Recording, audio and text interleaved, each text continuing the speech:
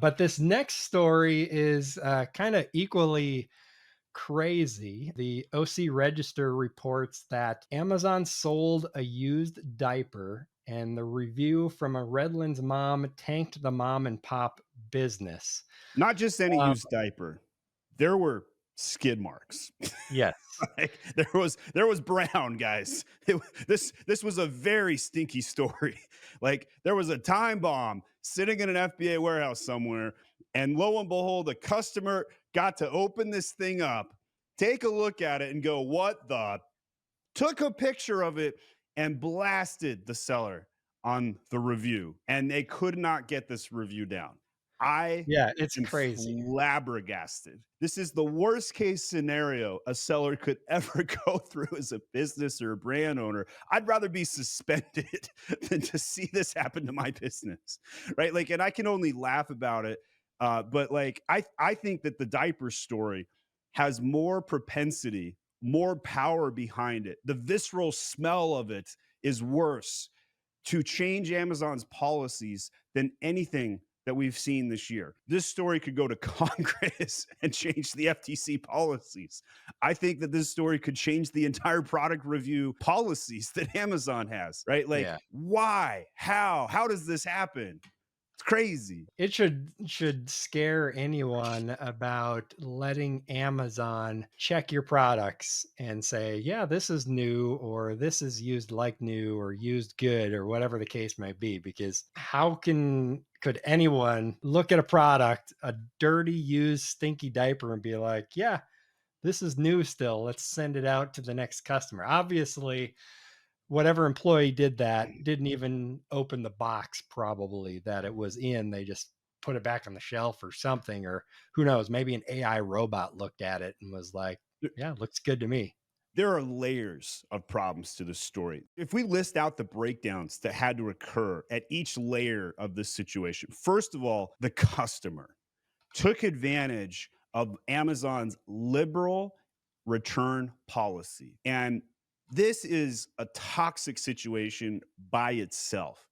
All of us as Amazon sellers know that some sellers are returning false items, broken items, used items to take advantage of the fact that they used it, returned it, and then they get their money back, full reimbursement. That's like layer one. Layer two, the $15 an hour laborer in the warehouse who didn't check the box, who just decided to take it back in and check it off. And that's a problem by itself. Layer three is the system that Amazon allowed that laborer to do this. And they probably had such high KPIs. We hear the news stories about them pissing in bottles at the warehouse at FBA to keep up with their metrics. It was a fault on the customer. It was a fault on the employee. It was a fault on the system. And then we get to layer four, which is the product review. If Amazon had cured this at any one of these layers, if they had allowed a product review, which absolutely violates TOS, it was a returned product. That is not the seller's fault. The seller has zero control over this. Yep. Amazon is at 100% fault here at every single one of these layers. And they allowed it. So now they get this PR disaster of a situation and they should own it 100%. They should send an apology letter to the seller. They should remove the review and they should change their policies. It goes right back to the previous story with Brandon Young. I mean, it's essentially relating to the review, just a failure of someone at Amazon to have any kind of common sense in what is going on. I mean, obviously, this review is should not be on their account, and it should not be their fault because number one, it was fulfilled by FBA and it was a return product, like you said. But number two, I mean, Amazon obviously messed this up, and the review should not be counted against these people's business, potentially destroying their business. Terrible, terrible. I would Yeah. not want to be that seller. I'm assuming over at My Amazon Guy, you guys have dealt with removing reviews. We How have difficult is this typically for you guys to get done? an average of 10 tickets to remove a review. So that's bad by itself, right? And that speaks to how bad seller support is. Seller support sucks. Just awful. But only 3% of reviews that we try and remove can be removed. And we have a full product review removal guide. If people are curious on how we post our actual SOP live for free. Just Google my Amazon guy product review remover, and we have a full like step-by-step guide. And we even have one that specifies in this specific instance what to do about how it's a return product. You cite the Amazon policy. And this one should have been a high strike zone. Like, this is the one where instead of 3% chance, I'd be like, yeah, it's a 51% chance. And eventually this one will get down. It would surprise me, though, if they still hadn't taken it down because of the PR, but it's possible. That's how bad seller support is. You would think somebody high up would be like, "Get that dang review down right now," Oh, but man. yeah, for Something. sure. But do you think there is something they could have done differently to get this taken care of? Do you think they did something that made the situation worse than resolved it quicker? I think the seller could have done everything correctly and this still could have happened. But the technical answer to your question is you can disable returns from going back into Amazon. And then that way, all returns come to you for processing. But you're Mhm. taking a financial hit when you do that because some of your items could be resold and repopulated. Let's say your return rate is 10%, which seems like an average return rate across some categories. Maybe some categories are five, maybe clothing is 15 to 20 or whatever, but 10% is not unheard of. And so if you think about that, that's 10% of your product that you ship in that you have to then ship back out. So it's been shipped one time in, second time to the customer, third time to you. And then from there, you have to touch the product and ship it back into Amazon. That's the fourth time. And then Amazon ships it out to the customer for five times. So that's Yeah. five touch points for that item. That's not worth the same as an untouched item. It's just not. That's a financial hit you're going to have to take. And so I can totally understand why a lot of sellers decide to not take that financial hit and trust the Amazon FBA system. And to be honest, that's what I did with my business. And if my customers were coming to me and asking me these questions, I would probably also suggest take the risk. But for the seller out there that gets hit with that sort of product review, it's a lambasted problem.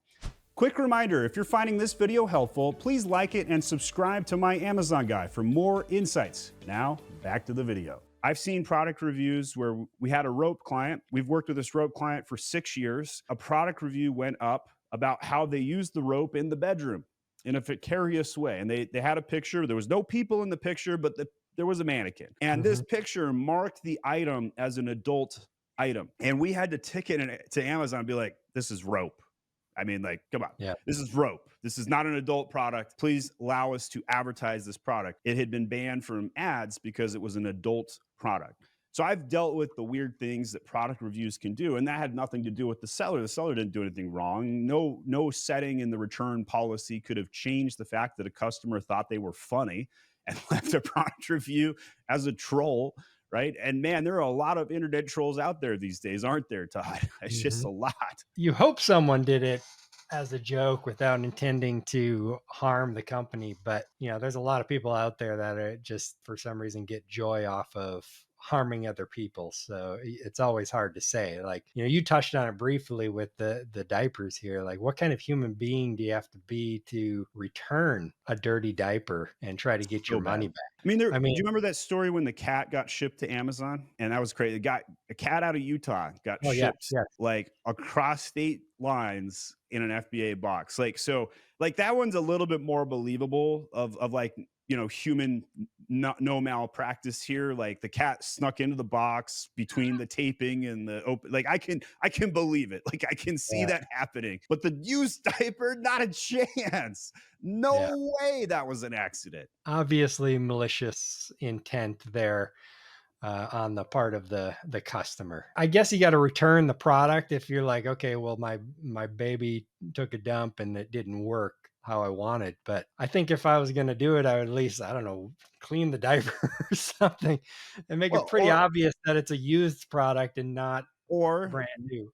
not return it and just demand your money back and just go to That's true. amazon.com/contact and have a hissy fit with the chat rep until you get your way. Like I guarantee you any buyer of Amazon can get their money back for a purchase Yep. regardless of Oh, what for happened. sure. I I've done guarantee it that's several possible. times for products that they say are not returnable and not refundable. You just I've press them enough and they're gonna give you your money back, so I buy everything on Amazon, which is there's an inevitable sub 1% chance, non 0% chance that I'm going to have a bad product sent to me, a mhm. used item, you know. And by the way, here's a tip for Amazon buyers out there. If you get an item that has an LPN number on it, that item has been returned before. Yes. And if that upsets you, you can get your money back or you can return it again. Yep. Yeah, for example, we just bought a bottle washing machine, and the first one that came, I looked at the box and there was 2 of the tabs on the outside to close it, one over the top of the other. So I'm like, this has been opened before. So I Yes, opened it it has. up, started looking at it, and I could see little bits of residue in different places. I'm like, now we got to return this and get another one. The second one was good, but yeah, that kind of stuff unfortunately happens. You're dealing with people at Amazon that, like you said, get paid $15 an hour, and a lot of them probably don't really care about doing a good job necessarily. I'm not talking about all of them. There's a probably a majority that take pride in their work, but you're always going to have a good subset that just don't care and they're just trying to move stuff through and get the day over with. But again, we talked about multiple layers of breakdown here, right? Like if any one of these layers had been sorted, this would not have happened. It's bad. Yeah, so you Unforgivable. really kinda gotta look at the category too that you're selling in, right? Baby products might be a category where you don't want Amazon analyzing your products and putting them back up to sale because that's just such a sensitive area. There might be some products that I get and they've obviously been opened and it's like, I don't care, it's a fly swatter or something, you know? Sure. But baby bottle cleaner or baby bottles or baby diapers, if it's obviously been opened and used, I'm gonna be like, I'm not taking that chance I with my wouldn't new. either. I've got 5 kids, 8 and under, and, you know, I'm a proud father. I will protect my kids at the cost of somebody else. Absolutely. That's I think I would draw the line there. I think that's a good bright line. 100%. All right, cool. So before we move on to the next story, Stephen, why don't you tell us a little bit about my Amazon guy and what you guys do? Yeah, so my name is Stephen Pope. I'm the founder of my Amazon Guy, and we manage close to $1 billion in annual sales on the Amazon platform. So probably somewhere around 4.5, $5 billion lifetime in the 6.5 years that we've been in business. We have 550 employees. We've built one of the largest independent Amazon agencies in the world, dedicated to helping Amazon sellers. And I just love doing this because there's so many problems that Amazon sellers experience. These news articles that we're going through are just case in point of this. I have a huge passion to help people do that. And so what we do at MAG, at My Amazon Guy, full service management, all of your traffic and conversion improvements. So on the traffic side, we manage PPC, SEO, CTR. I've been talking a lot about my main image hack on the CTR angle. It's the fastest way to grow sales. And then on the conversion side, all of the design and catalog management, troubleshooting, and all of the bull crap you have to go through to deal with selling Okay. on the Amazon platform. So that's us in a nutshell.